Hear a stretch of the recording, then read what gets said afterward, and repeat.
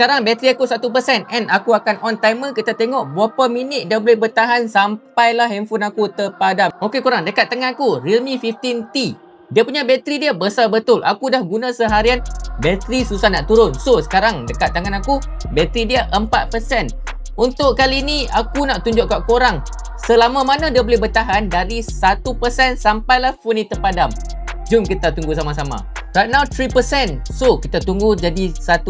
Nampaknya sekarang dah 2%. So kita tunggu sampai 1%. Okay korang, by the way, aku punya screen sekarang brightness maximum. And kita akan tengok 1%, 0%, berapa minit boleh bertahan.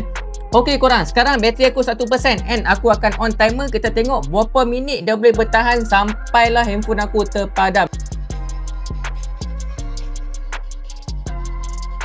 Dah 5 minit dah, tak habis-habis lagi. Aku punya jam dah masuk 7 minit lebih, hampir 8 minit. Tapi bateri 1% masih bertahan untuk Realme 15T ni. Serius cakap, bateri tak habis-habis.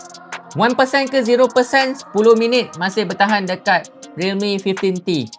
Agak-agak korang, dari 1% ke 0% sampai bila phone ni nak terpadam, aku pun tak tahu. Sampai sekarang aku test dah 10 minit lebih masih bertahan. Buka YouTube full brightness.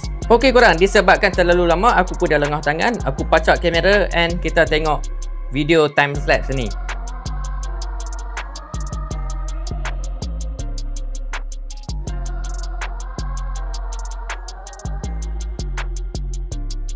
Akhirnya phone Realme 15T dah pun terpadam. Aku buat test dari 1% sampailah ke 0% and masa dia ambil adalah sebanyak 16 minit. So untuk test yang tadi, aku test buka YouTube, brightness sampai maksimum.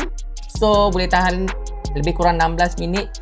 Imagine kalau aku buat brightness 50%, mungkin dia boleh tahan 2 kali ganda.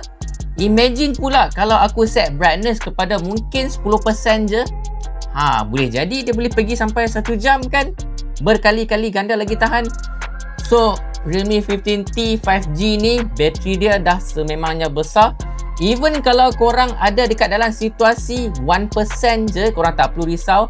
Masih ada lebih dari 15 minit lagi untuk korang layan YouTube. So ini je test dari aku.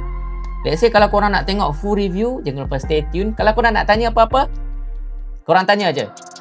Macam